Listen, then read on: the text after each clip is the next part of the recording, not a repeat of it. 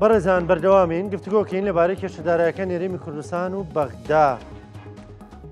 ئەم کێشانە کێشەی سیاسین یان دارایی و ئیدارین گفتوگوین پرس و باس بابەتاکەین لەگەڵ زۆر بەڕێز دکتۆر نەوزەر مەجید پسپۆڕی یابووری ڕاستەوخۆ لاولێرە و لەگەڵمانە. دکتۆر سڵاوت لێ بێم کاتت باش، سپاس دەکەم بۆ بەشداریکردنی لەگەڵمان. دکتۆر تۆ وەکو پسپۆڕێکی یابووری یعنی چی لەم کێشانە خوێنیتەوە؟ چەند ساڵە هەر بەردەوامە هەر دەڵێن ئەنی ئەم بڕگێ و ئەم مادێ و ئەم مەرجە و ئەمە هەرێم جێبەجێ بکە و هەرێم مەڵێ جێبەجێم چی لێ خوێنیتەوە وەکو پسپۆڕێکی یابووری؟ سڵاو لە ئێوە و سڵاو لە بینەرانی خۆشەویست. هەر لە سەرەتای دروستبوونی گیر و گرفتی ئابووری لەگەر حکوومەتی بەغدا بەشێکی زۆری بۆ ناکۆچیە سیاسەکان دەگەڕێتەوە، کەمتر بۆ بابەتە ئیداریەکان بۆ تەکنیکی ژمێریاریان بۆ تەکنیکی ئیداری نێوان ئەم دوو حکوومەتە. واوەی ئێستا دەگوزەرێ وردە وردە ڕاکێشانی ئەو فەرشەیە لە ژێرپێی حکوومەتی هەرێمی کوردستان و کەمکردنەوەی دەسەڵاتی حکوومەتی هەرێمی کوردستان و لە قالبگرتنی حکوومەتی هەرێمی کوردستان بینیمان لە پرۆژه یاسای بوجا بەشێکی زۆری پشتی هەرێمی کوردستان داماڵێنراوە بە پێی یاسا، بە پێی قوانین، بە پێی دەستور وان کرد کە بەشی زۆری پشتی هەرێمی کوردستان لە ١٧ بین لە ١12.67 کە ئەمە زیانێکی گەورە بوو بە تەواوی هەرێمی کوردستان و تاک بە تاچی هاوڵاتیانی هەرێمی کوردستانی گەیاند. ئەوەی ئێستا دەگوزەرێ حکوومەتی عێراق زیاتر بیر لە خۆسەپاندن و سەپاندنی هەژمونی خۆی بەسەر هەرێمی کوردستان و دەشبینین لە لێدوانی ئەم دواییانەی تەیف سامی وەزیری دارایی بەڕوون و ئاشکرا پەیامێکی بۆ بەرپرسانی هەرێمی کوردستان ڕەوانە کرد کە ئێمە عێراقی نوێین و ئەو عێراقەی ساڵی 2003 نین و پابەندی یاسا و ڕێسا و خاڵ و بەندەکانی ساڵی 2003 نابین کە سەردەمی حکومی زاتی و حکمڕانیەکی هەمەلایەنە و فرەلایەنە و کورد بەشێکی گرنگی دروستکردنەوەی ئەو حکومداریە بوو لە عێراق و ڕاستکردنەوەی هێز بوو و هاوسەنگکردنی هێز بوو لە عێراق و دروستکردنەوەی حکوومەتی عێراق لەسەر دەستی کورد کە بینیمان کاریگەری زۆری کورد لەسەر نوێبوونەوەی عێراق دروست بوو. بەڵام ئێستا حکوومەتی عێراق بە ئاشکرا باس لە دروستبوونەوەی عێراقێکی نوێ دەکا و دەبێت بە ڕێنمایی و یاسا و بەندەکانی ئێستای حکوومەتی عێراق هەرێمی کوردستان پابەند بێ و ئەوەی کە زۆر گرنگە لەگەر شاندەکەی هەرێم باس کراوە کە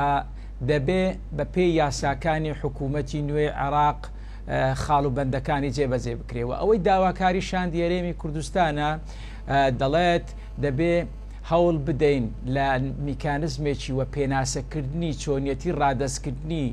داهاتی هەرێمی کوردستان بە پێی هەندێک لەو خاڵانێک کە لە پەرلەمانی ئەو بڕیارانێک کە لە پەرلەمانی کوردستان دەرچووە و هەندێک لەو خاڵ و بەندانێک کە لە 2003 زمانی حکومی زاتی و زمانی حکومڕانی پێکەوەی و فیدرالی جێبەجێ بکرێت کە بەشێکی داهاتە ناوخۆیەکانی هەرێمی کوردستان بە تەواوەتی 100% بۆ ناوخۆی هەرێمی کوردستان بێ و داهاتی خاڵە سنووریەکان تەنها 150 بگەڕێتەوە بۆ حکوومەتی مەرکەزی یا خەزێنەی گشتی دەوڵەت. بەڵام حکوومەتی عێراق تا ئەو ساتەی ئێمە گفتوگۆی تێدا دەکەین و ئیستاش کۆبوونەوەکان بەردەوامن لەگەر شاندی هەرێمی کوردستان تا ئێستا بەم بڕیارە ڕازی نەبووە، تەنها دەیەوێ هەژمونی حکمڕانیەکی نوێی عێراق پەیڕەو بکا بەسەر هەرێمی کوردستان. باشە دکتۆر بە بڕوای تۆ ئەم حکمڕانیە نوێی کە باسی دەکەی یان ئێمە بەس بۆ هەرێمی کوردستانە یان بۆ لای خۆشیان هەر وایە، ینی لەوێ داهاتی مەرز و گومرک و باج و خەراج و هەمووی دیارە، مەسەلەن داهاتی فڕۆکەخانەکانیان دیارە، داهاتی مەرجەکانیان دیارە، گرێبەستەکانیان پاک و ساغ و سەلیمە. گەندەڵی لە عێراقیشەوە وجودی هەیە، بەڵام داهات و خەرجیەکانی حکوومەتی عێراق زۆر فراوانترە و مەجای زیاتر گەندەڵیکردنی تێدا هەیە بەڵام ئەوەی کە لە حکوومەتی هەرێمی کوردستان دەگوزارێ داهات و خەرجیەکانی کەمە و گەندەڵی لە هەرێمی کوردستانی شەیە نایشارینەوە و بەڵام بەردەوامی لە حکوومەتی عێراقیش گەندەڵی و سپیکردنەوەی پارە و بەهەدەردانی پارە و تەهریبی ئەموال لە عێراقیش ئەمە بەردەوامی هەیە و دڵنیام تا دەیان ساڵی کەس ئەمە بەردەوامی دەبێت بەڵام لە هەوڵی کەمکردنەوە بین چونکە چارەسەرکردن یان هەنگاوی بەرەو چارەسەرکردن کە ئەمە خۆی لە خۆیدا واتە بەرەو چارەسەری ڕیشەیی هەنگاو دەنێن بەڵام ئەوەی ئێستا دەگوزارێ بەڕاستی جۆرێکە لە سیاسەتی برسیکردن بەرامبەر بە هاوڵاتیانی حکوومەتی هەرێمی کوردستان چونکە مبرر بۆ ئەوە دەتوانم بڵێم حکوومەتی عێراقیش کەم تەرخەمە بە هاوشان لەگەر حکوومەتی هەرێمی کوردستان چونکە ئەو 120 میلیارەی کە لەسەر حکوومەتی هەرێمی کوردستان پابەت دەبێت بیگەڕێنێتەوە بۆ حکوومەتی عێراق دەتوانێت حکوومەتی عێراق بوجەی تەشغیلی یا موچەخۆرانی هەرێمی کوردستان جیا بکاتەوە لە ململانە سیاسیەکان لە ناکۆچیەکان لە گفتوگۆکان ئەم بابەتە بێنێتە سەر گفتوگۆوە دواتر دەتوانێت لە ڕێگای دادگای فیدرالی عێراقەوە هەرچی بابەتی نایاساییە لەگەر حکوومەتی هەرێمی کوردستان دەتوانێت چارەسەری بکات نەک بڕیاردان لە بڕینی قوتی خەڵک و موچەی موچەخۆرانی هەرێمی کوردستان کە بە یاسا ڕێکخراوە حکوومەتی هەرێمی کوردستان بە تەواوی پارێزگاکانی بەشێکن لە عێراق ئێمە نکۆلیمان لەم بابەتە نەکردووەوە دەبینی سەرۆکی هەرێم سەرۆکی حکوومەت جێگرەکەی لایەنە سیاسیەکان هەمویان خۆیان زیانە کردوتەوە لە عێراق کەماتە ئەم جۆرە سیاسەتکردنە تەنیا بەرامبەر بە هەرێمی کوردستان دەکرێت و ئەوەی دەگوزارێ دەیانەوێ عێراق سیاسەتێکی تر پەیڕەو بکە بەرامبەر بە هەرێمی کوردستان وەکو پارێزگایەک مامەڵەی لەگەر بکە نەک وەکو هەرێمێک ئەگەرنا پێشووتر دەتوانێت مەسەلەن ئەم بڕێ 120 میلیارە جەمع و تەرحێک بکە یان مەقاسەی بکە بڕەپارەکەی تر بنێرێ ئەو 120 میلیارە بخاتە سەر ئەستۆی حکوومەتی هەرێمی کوردستان و بە ئاگاداری میدیاکان وا بکە کە موچەی موچەخۆرانی هەرێمی کوردستان ڕەوانەمان کرد ئەگەر نیاز پاچی لە حکوومەتی عێراقەیە بەڵام من لە سەرەتاوە ئەم بابەتەم گرێداوەتەوە بۆ بانگەشەی هەڵبژاردن و بۆ ململانێ گەرمەکانی لەمە دوا و تونتر و گەرمتر دەبێت تا دوای مانجی 11 پێم وایە ئەم ساڵە بەم شێوازەی بەڕێ دەکەین ئەگەر عێراق و هەرێمی کوردستان یا زیاتر هەرێمی کوردستان لە هەوڵی جددی نەبێ بۆ دروستکردنی لۆبی یان بۆ دروستکردنی هەوڵی جددی زیاتر فشار بخاتە سەر حکوومەتی عێراق. دکتۆر تۆ وەکو پسپۆڕێک بە بڕای تۆ بێت چی بکەین ئێمە لە هەرێمی کوردستان یانێ بێت چی بکەین ئەم دۆخە گەر ئاوا بەردەوام بێ ئێمە بەکوێیەکەین بازار و بژێوی و ژیان و ئابووری هەرێمی کوردستان بەکوێیەکە بەڵێ ئەوەی دەگوزارێ بەڕاستی چ بابێ و چ باران هەر لە بەفری چیاکان کەم دەکا ئێمە لە هەموو لاوە گەمارۆ دراوین و دەبینین ئێستا سێلایەنە لە هەوڵن بۆ دووبارە هەناردەکردنەوەی نەوتی هەرێمی کوردستان کە پێم وایە ئەو سێلایەنە بەش لایەنێکی تر گرنگمە کە تورکیا ئەو سێلایەنە ئێستا لە کۆبوونەوەدان و لە گفتوگۆدان هەولێر و بەغدا و کۆمپانیاکانن پێم وایە تورکیا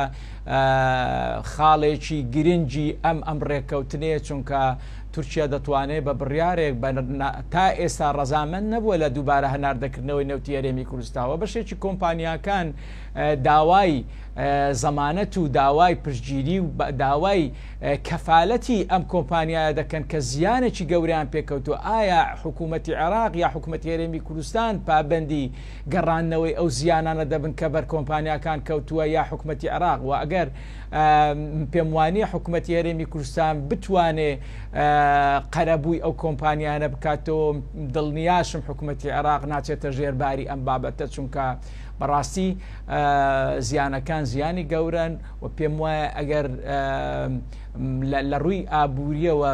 لە ڕووی داراییەوە دارایەکی زۆریش کاریگەری لەسەر بودجەی دەوڵەت نەکەم پێم وانی عێراق ئەم کێشانە بخاتە سەر ئەستۆی و خۆی و لە حکوومەتی هەرێمی کوردستان ڕزگار بکات لەم بارودۆخە ناهەموارە ئابووریە کە هاوڵاتیان و حکوومەتەکە شتێک کەوتون. باشە دکتۆر تۆ وەکو پسپۆڕێکی ئابووری ینی چۆن دواکەوتنیە موچەیە مەسەلەن ئایا بە چەند موچەیەک قەرەبوو دەکرێتەوە بازار و ژیانی خەڵک بە چەند موچەیەک قەرەبوو دەکرێتەوە یانەمە کاریگەریەکی دوورمۆدای هەیە لە ڕیابووریەوە لەسەر بازار لەسەر ژیان؟ کاریگەری تەواوی خستۆچە سەر بازار و تاک بە تاچی هاوڵاتیان بە تایبەتی موچەخۆران لە بارودۆخێکی زۆر خراپی ئابوورین بەڕاستی یان زۆر بەداخم ڕەنگە بەشێکی زۆری 180 تا 190 موچەخۆرانی هەرێمی کوردستان تاکە سەرچاوەی داهاتەکەیان موچەکەیەتی. بەڵام ئەوەی من دەیبینم ئێستا حکوومەتی عێراق هاوڵاتیانی هەرێمی کوردستان و تایبەت موچەخۆرانی هەرێمی کوردستان وەکو ئێمەمانانی بەرامبەر سۆبەیەکی عەشتاری بەم هاوینە داگی ساندووە بەرامبەرمان و ئێمە لە چاوەڕوانی موچە دابین. چونکە ئەم ماتەڵەکردنە و ئەم خاوەخاوی و ساردیە لە چۆنیەتی جێبەجێکردنی خاڵەکان و چۆنیەتی پێناسەکردنی ڕادەستکردنی داهاتی نانەوتی هەرێمی کوردستان و تۆ قەناعەت بکەم دوێنێش باسم کرد تەنها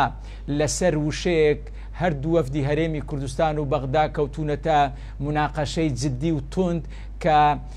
لە خاڵەکاندا لە کۆتاییدا وا هاتووە ئەگەر مەعا بعدە بکرێتە مەعا وەکۆی لە دوای عێراق داوای ئەوەی دەکات لە دوای ڕادەستکردن و جێبەجێکردنی خاڵەکانی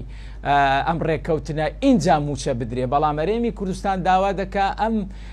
بعدەیە بکرێتە مەعا واتە لەگەڵ دەستپێکی جێبەجێکردنی خاڵەکان موچەی مانجی 6 بێکەواتە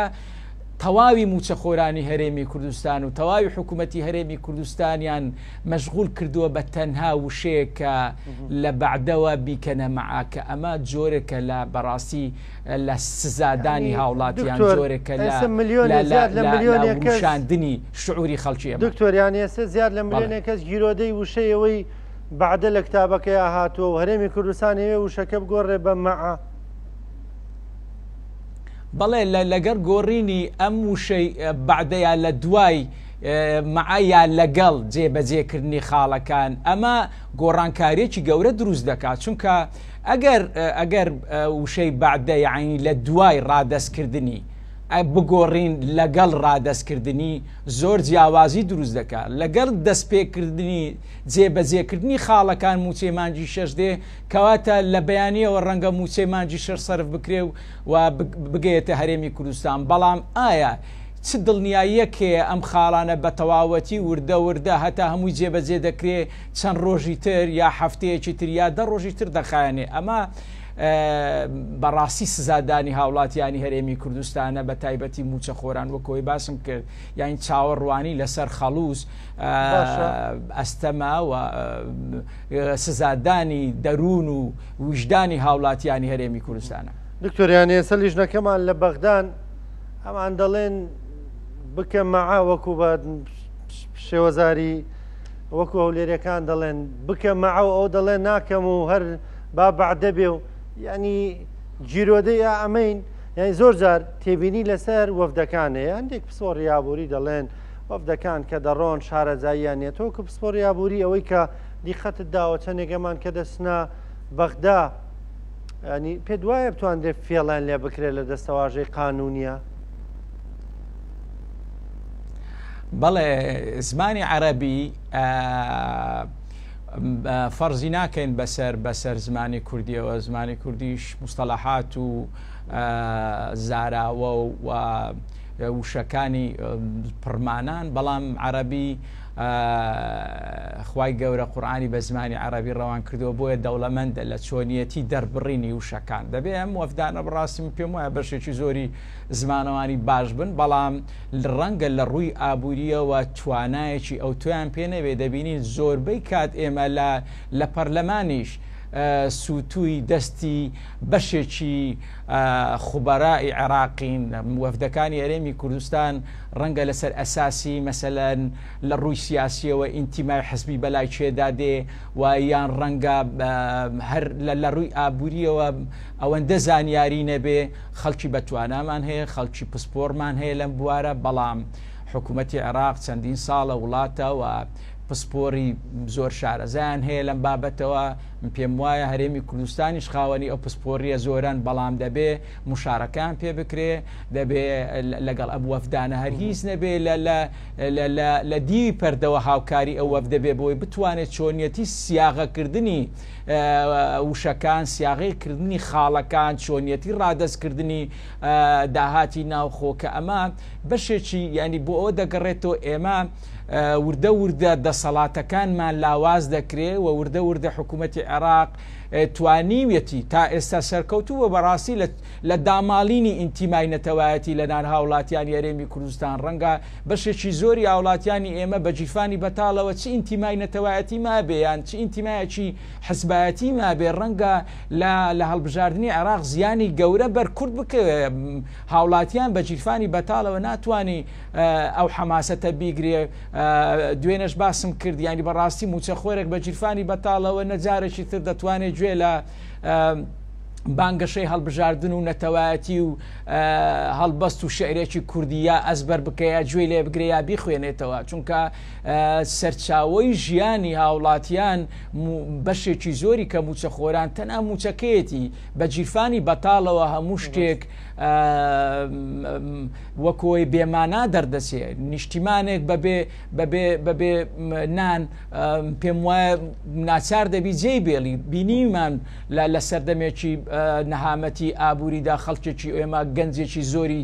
سەرمایە ئەو وڵاتە بوون وڵاتەکەیان جێشت ئەمە هەموو زیان گەیاندنە بە هەرێمی کوردستان وە داماڵینی هەستی نەتەوایەتیە. باشە دکتۆر پێ دوایە کێشەکانی کێشەدارایەکان هەرێمی کوردستان و بەغدا ینی لەوە ماوەی تر پسپۆرانی ئابووری تەنانەت قسەی لەسەر بکەن ئەوەی کە وتراوە ئێستا ئیتر حەست پێ ناکەن ینی کێشەیەکی سیاسی کات بەڕێکردن لە لێوان هەرێمی کوردستان و بەغدا ینی کات بەڕێ دەکەن ئەم مانگە ژوان موچە هاو بەم تکا و ڕجا و تەکلیف و لەبەر خاتری ئەم و ئەو مانگی ئایندە هەمان بەزم دروستە بێتەوە. قوربان ینی ئەوەی عێراق ئێستا پەیڕەوی دەکا ڕەنگە لە ژێر ڕێنمایی وڵاتانی دراوسێ و ئیقلیمیشدان و خەڵکێکی سیاسی بەتوانە لە پشتی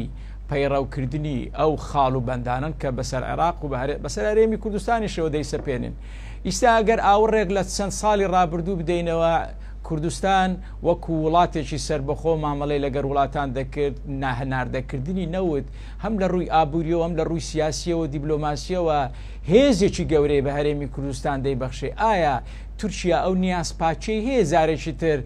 ڕازی ببێ و ڕەزامەندی بدا بە دووبارە هەناردەکردنەوەی نەوتی هەرێمی کوردستان لە ڕووی ئابووریەوە لە ڕووی سیاسی و دیبلۆماسیەوە هەرێمی کوردستان وەکو پێشان بەهێز بێ و سەرۆکی وڵاتان و سەرۆکی